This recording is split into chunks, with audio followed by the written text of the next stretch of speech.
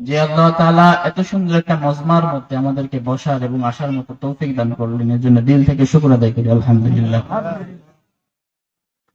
আসলে আপনারা যারা আছেন সকলেই আমার পরিচিত, পর্দার অন্তরালে যারা আছেন তারাও আমাকে অনেকে চিনেন।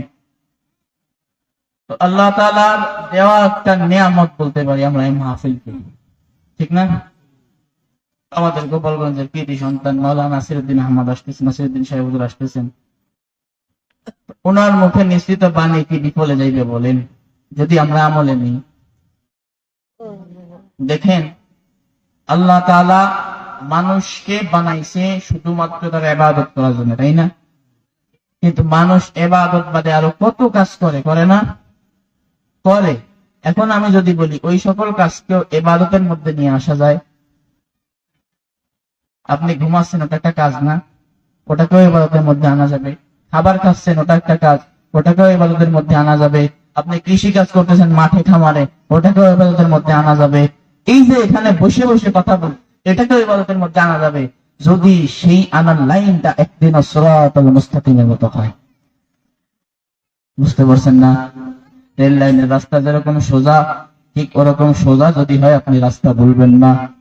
আর যদি ভাইজান রেল লাইনের রাস্তা যদি প্যাচগোছ হয়ে যায়, দেখেন রেল লাইনের রাস্তা সচরাচর প্যাচগোছ হয় না। প্যাচগোছ হয় আমাদের যে পিচের রাস্তা, 4 মাথা 5 মাথা থাকে না? যদি এরকম প্যাচগোছের রাস্তা হইয়া যায় ভাই, তাইলে কি হবে? তাহলে আমাদের জিন্দেগি যে চলার যে রাস্তাটা পেঁচাইয়া যাবে। আর এই প্যাচ ছাড়াইতে আমার জীবনের হায়াত শেষ হয়ে যাবে, বালাকুল মাউত চলে আসবে, আসার পরে আমার জিন্দেগির সব কিছু বাতিল হয়ে যাবে। কিন্তু যদি আপনি সরল রাস্তা দিয়ে চলেন, আল্লাহর দেওয়া রাস্তা দিয়ে চলেন, ওই রাস্তা দিয়ে যদি আপনি চলতে থাকেন, আল্লাহি আল্লাহর কসম করে বলি, আল্লাহ তাআলা বলেন যালিকাল কিতাবু লা রাইবা ফীহি, যালিকাল কিতাব, এটা সেই কিতাব, হুদাল লিল মুত্তাকিন, মুমিনদের মুত্তাকিদের জন্য এটা হচ্ছে পথ প্রদর্শক। এটা কি? পথ প্রদর্শক। তাহলে এই যে রাস্তাটা আল্লাহ তাআলা আমাদেরকে দিয়ে দিলেন, একটা গাইডলাইন দিয়ে দিলেন, একটা কোরআন দিয়ে দিলেন, আমরা কি পাইছি বলেন তো? কোরআন পাইছি না? আল্লাহ তাআলা আমাদেরকে এত সুন্দর একটা কোরআন দিয়ে দিলেন, যেই কোরআন দিয়ে আমাদেরকে জীবন পরিচালনার একটা বিধান দিয়ে দিলেন, যেই বিধান দেওয়ার পরে বললেন এইভাবে চললে তুমি জান্নাতের রাস্তায় যাইতে পারবা, এইভাবে চললে তুমি দুনিয়ার মধ্যে শান্তিতে থাকতে পারবা। কিন্তু আমরা যদি ওই লাইনটারে বইলা অন্য লাইনে চলে যাই, তাহলে আমাদের জীবনের মধ্যে আল্লাহ তাআলা আযাব গজব দিবে কিনা বলেন? কবরে যাওয়ার পরে ভূগোল দিবে কিনা বলেন? জাহান্নামে আমাদেরকে নিক্ষেপ করা হবে, তারপরে জাহান্নামে নিয়ে ডেঙ্গস পিটা করবে কিনা বলেন? যদি আমরা ওই রাস্তা ছাড়া বেলাইনে যাই, সুতরাং কি করে আমাদের সকল কাজগুলোকে ইবাদতে পরিণত করতে হয়। ছোট্ট একটা আমল, আমাদের সকল কাজ করার আগে বিসমিল্লাহ বলতে হবে। কি বলতে হবে বলেন? বিসমিল্লাহ বলতে হবে। আপনি কোদাল ধরে কুবাচ্ছেন জমিতে, কি বলতে হবে? কোদাল ধরে কুবাইতে আরেকজনে আল কেটে ফেলাবেন না? আরেকজনে আল কেটে ফেলাইতে হবে না? সুদ খাওয়ার সময় বিসমিল্লাহ কইতে হবে না? ওটাও তো কাজ। ওটা কাজ না ভাই? ওটাও কাজ। সুদ খাওয়ার সময় বিসমিল্লাহ, মানুষের বকাঝকা করার সময় বিসমিল্লাহ, ঠিক না? গীবত করার সময় বিসমিল্লাহ করে গীবত করবো, ঠিক না? আরে ভাই, ওই সকল কাজ আল্লাহর কাছে অতি প্রিয়, অতি প্রিয়, অতি প্রিয়। যেই সকল কাজ আল্লাহর জন্য করা হয়, যেই সকল কাজ করলে আল্লাহ খুশি হয়, এমন কোন কাজ করবেন না যেগুলো করলে আল্লাহ তাআলা নারাজ হয়ে যায়। যদি আপনি আল্লাহ তাআলা ওই কাজ করলে খুশি হয়, ওই সকল কাজ করার আগে কয়েকটা আমল করেন, ওই কাজগুলো আপনার ইবাদতের মধ্যে শামিল হয়ে যাবে। কিসের মধ্যে শামিল হয়ে যাবে? ইবাদতের মধ্যে শামিল হয়ে যাবে। আল্লাহ তাআলার নবী বলেন, কোন ব্যক্তি যদি সকল কাজের মধ্যে আল্লাহকে স্মরণ করে, ওই সকল কাজ তার জন্য ইবাদতের সমমান হইয়া যায়। বলেন না সুবহানাল্লাহ। আরে ভাই, ওই সকল কাজ ইবাদতের মধ্যে শামিল হবে না কেন? যেই কাজের মধ্যে আমার আল্লাহ তাআলার ফজল, করম, রহমত, বরকত সব কিছু আছে। কি আছে? সব কিছু আছে। দেখেন, এই যে মনে করেন আমি পড়ছি নাহমাদুহু ওয়া নুসাল্লি আলা রাসূলিহিল কারীম, নাহমাদুহু, সকল প্রশংসা কার জন্য? আল্লাহর। দুরূদ ও সালাম কার প্রতি? আল্লাহর রাসূলের প্রতি। এই যে নাহমাদুহু বলছি, প্রশংসা করছি আল্লাহর, আল্লাহকে স্মরণ করছি না? তো এখন আশা করি আমার এই কথাগুলো ইবাদতের মধ্যে শামিল হয়ে গেছে। আপনারা এখানে কি নিয়তে বইছেন? কিসের নিয়তে বইছেন? আমল নেওয়ার নিয়তে বইছেন, হযরতরা কথা বলবে সেই কথাগুলো শোনার নিয়তে বসছেন, কোরআনের কথা শোনার নিয়তে বসছেন। এই যে কথাগুলো আমরা শুনবো, ই করবো, এগুলো যদি মনে করেন আমরা ইবাদতের নিয়তে নেই, কথা যতক্ষণ শুনবো, এই যে বিসমিল্লাহ বলে বসলাম আর বয়ান শেষ হবে সাদাকাল্লাহ বলে উঠলাম, এই সময়টুকুর মধ্যে আমার ইবাদত হাসিল হয়ে যাবে। ঠিক না ভাই? আরে ভাই বলেন না, ঠিক না বেটি? ঠিক। এই যে আমরা মাঝখানে ফাঁকা রাখছি, সাইডে ফাঁকা রাখছি, দেখেন একটা বসার সৌন্দর্য আছে না? আরে এই মজমা তো যেন তেন মজমা না, এই মজমা যেন তেন মজমা, এই মজলিস কি যেন তেন মজলিস, গানের আসর, এইগুলো না। এটা হচ্ছে আল্লাহ তাআলার কোরআনের কথা বলা হবে, আল্লাহর নবীর হাদিসের কথা বলা হবে, আল্লাহর নবীর সুন্নাহ নিয়ে আলোচনা করা হবে, সাহাবায়ে কেরামের আলোচনা করা হবে, উলিয়াগণের আলোচনা করা হবে। এই মজলিস হলো এমন মজলিস। সুতরাং এই মজলিসের মধ্যে সৌন্দর্য বজায় রাখা আপনাদের দায়িত্ব। এখনো বলার পরেও যারা না বুঝতেছেন, আল্লাহর কসম করে বলি ভাইজানরা, বলার পরে যারা না বুঝতেছেন, আবারও বলতেছি, এই মজলিস সুন্দর করার দায়িত্ব আপনাদের। ফেরেশতারা যখন আল্লাহর কাছে কি দিবে? দোয়া করবে যে আল্লাহ, এই বান্দাগুলো এখন দেখো তোমার জন্য একটা মজলিস করছে, তোমার কথা আলোচনা করতেছে, এই বান্দাগুলো দেখো তোমার নবীর কথা স্মরণ করতেছে, এই বান্দাগুলো এখানে কোরআনের কথা বলতেছে। যখন এই সকল কথা ফেরেশতারা বলবে, তখন যদি মনে করেন আল্লাহ তাআলা যদি বলেই ফেলায় যে ওরা তো বিশৃঙ্খলা হয়ে বসে আছে, তখন কি বলেন? তখন কি আমাদের কিছু করার থাকবে? থাকবে না। সুতরাং আরো একটা উদাহরণ দিই, আমরা যখন মাছ মারি, কি মারি? মাছ মারি না? মাছ মারলে কিন্তু জাল ছড়ায় যায়, যে মাছগুলো ভিতরে থাকে ওইগুলো আটকা পড়ে। তো ধরেন আল্লাহ তাআলা এখানে একটা ভেস্তি জাল ফেলাবে, উদাহরণ দিচ্ছি, এই মজমা তো ভেস্তি মজমা, এই মজমার মধ্যে আল্লাহ তাআলা একটা জাল ফেলাইবেন, জাল বিছাইয়া দিবেন, এবং জালের বাইরে যেগুলো আছে, জালের বাইরে যেগুলো চলে গেছে, ওইগুলা কি ওই রহমতি জালের মধ্যে ধরা পড়বে? বলেন, পড়বে না। সুতরাং ভাই, আমরা সুন্দর মতো, সাবলীর মতো, এই যে আমাদের দাওয়াতি মেহমানরা আসছে, অন্য যেন না বলে যে আমার গোপালগঞ্জের মানুষ এরকম, অন্য যেন না বলে। আরে ভাই, আমি যেখানে যাই আমি আমার জেলাকে হাইলাইট করি যে আমার বাড়ি গোপালগঞ্জ। আমি এটা বলি, কেন বলি জানেন? আমার গোপালগঞ্জে এমন একজন মানুষ আছে, এমন একজন মানুষ ঘুমায় আছে, একজন না কয়েকজন আছে। আমাদের চন্দ্রদিগলের আব্দুল ওয়াহাব সাহেব হুজুর আছে, কাশিয়ানির হুজুর আছে, তারপর আপনার শামসুল হক ফরিদপুরি রহমাতুল্লাহি আলাইহি সদর সাহেবের কথা না বললেই নাই, উনি আমাদের ক্লাস পয়েন্ট। তো এরকম মানুষের এলাকায় জন্ম নিয়েছি, ওনাদেরই তো রুহানি সন্তান। আমরা যদি এরকম বিশৃঙ্খল থাকি, তাহলে ভাই আশেপাশের জেলার মানুষ আমাদেরকে কি বলবে বলেন? সুতরাং আমাদেরকে ইসলামের বেলায়, দ্বীনের বেলায় কোনো কিছুতে ছাড় না দিয়ে সুন্দর সাবলীল ভাবে সবকিছু করে আগায় যাইতে হবে। ঠিক না ভাই? যে ফাঁকা রয়েছে, এখনো দেখেন পিছনে বসে ফাঁকা রয়েছে। এখন বলেন, পিছনে ফাঁকা রয়েছে কেন? মাঝখানে কি ফেরেশতারা এসে বসবে? তো ভাইরা, আসলে দেখেন আমি তো অনেক ই করে ফেলাইছি। তো বিষয়টা হচ্ছে কি, যা বলতেছিলাম, একটা আয়াত আপনাদের সামনে পড়বো।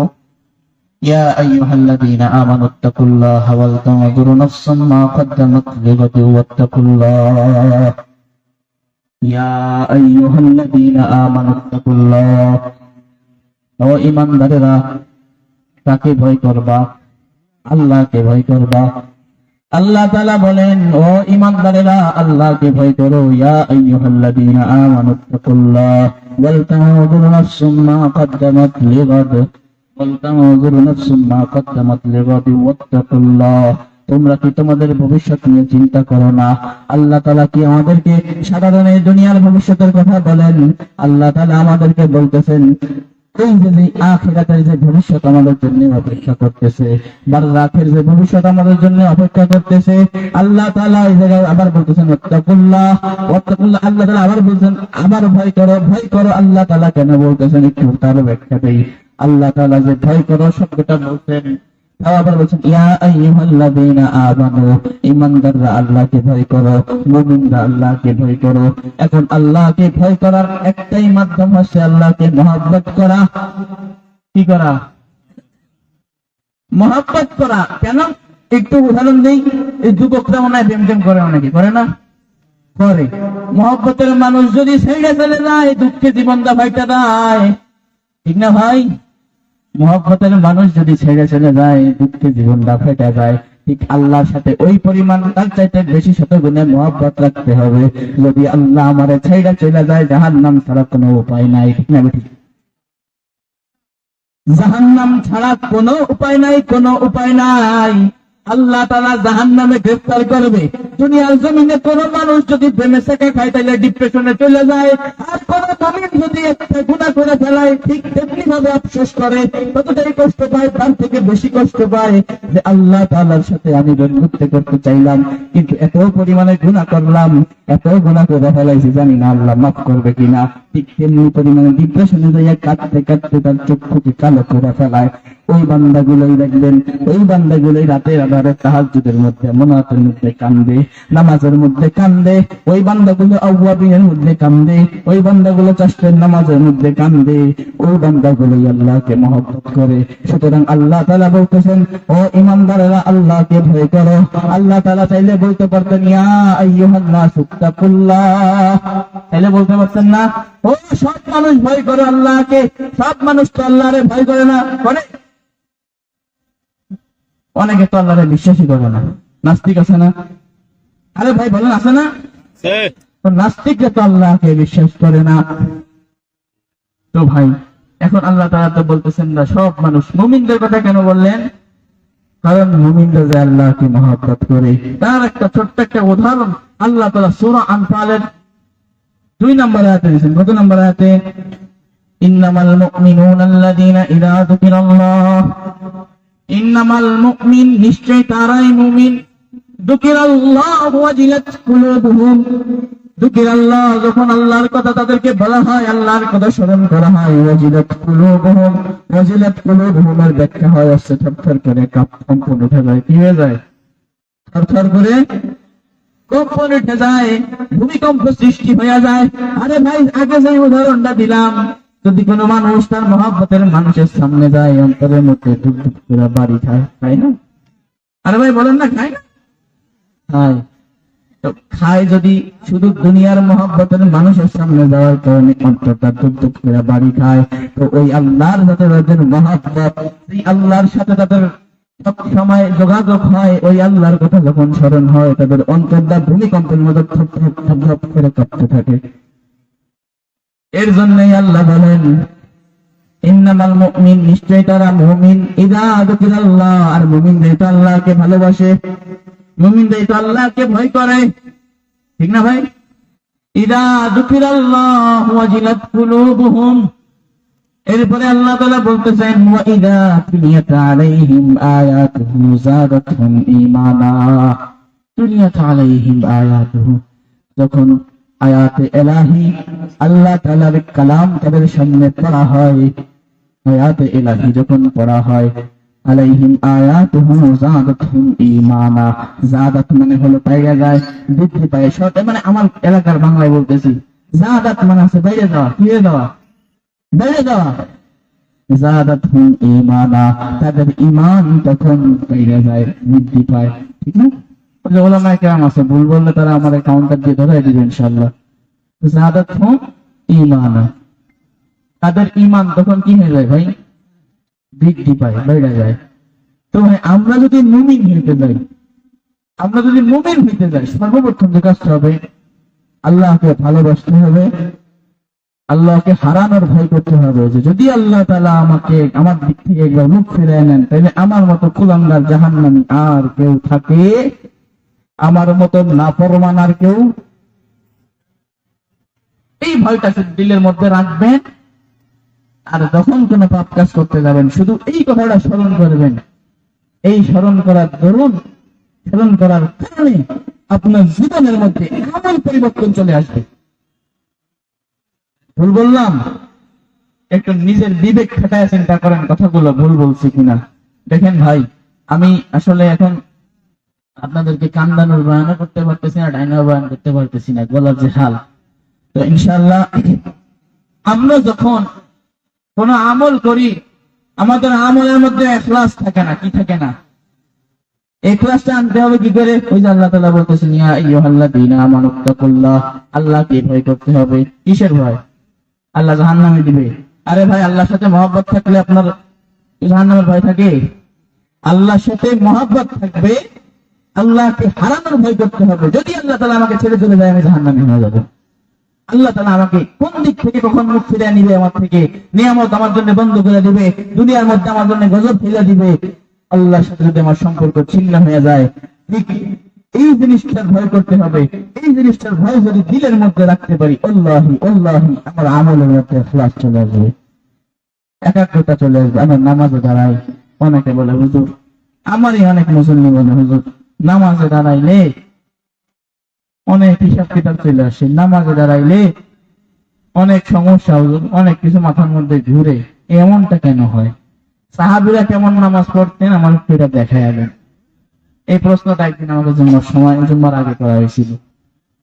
তো আসলে ভাই, সাহাবীরা যেরকম নামাজ পড়তেন, সাহাবে আজমাইনরা যেরকম নামাজ পড়তেন, ওরকম নামাজ যদি আমরা পড়তে চাই, সর্বপ্রথম হচ্ছে আমাদের ইখলাস দরকার।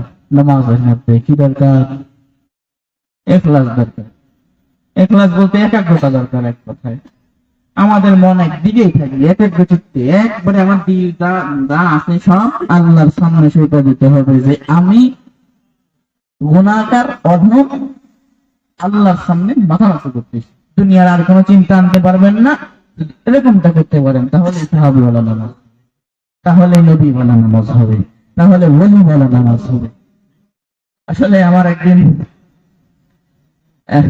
মনে পড়ে গেল আর কি, আমাদের এক উস্তাদ ছিলেন, উনি একদিন একটা বয়ানে বলতেছেন যে আসলে আগেরকার ওলিরা শুনছি যায় নামাজ বিছাইয়া পানির উপর দিয়ে নামাজ পড়তেন। একটু বলি আর কি, বলবো? যায় নামাজ বিছাইয়া পানির উপর দিয়ে নামাজ পড়তেন। তো ওনার কথা শুনে আমরা একটু হাসতেছিলাম। তো উনি বলতেছেন আমি একদিন চেষ্টা করলাম যে আমিও একটু ঘুরে দেখি।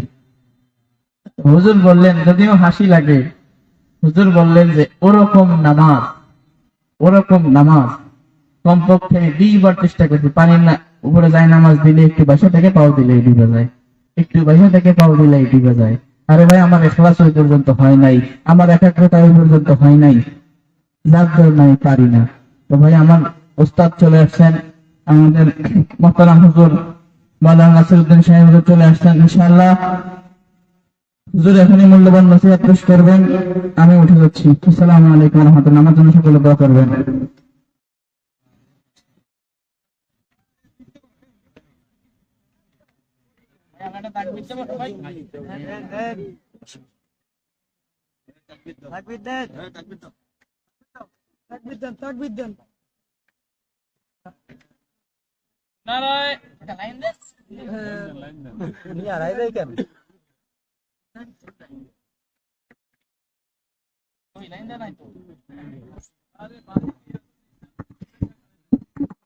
নারায়ে তাকবীর, নারায়ে তাকবীর।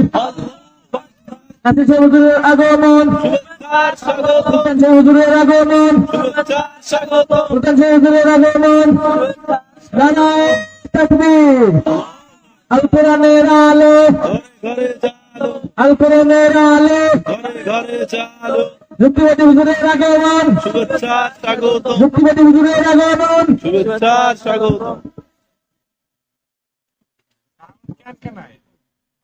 বাইকে সাউন্ড ভালো না।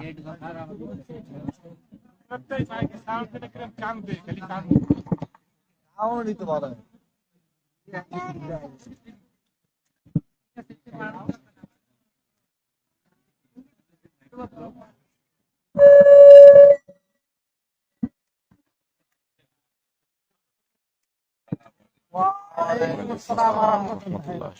আলহামদুলিল্লাহ, আমাদের হযরত আমাদের মাঝে উপস্থিত হয়েছেন।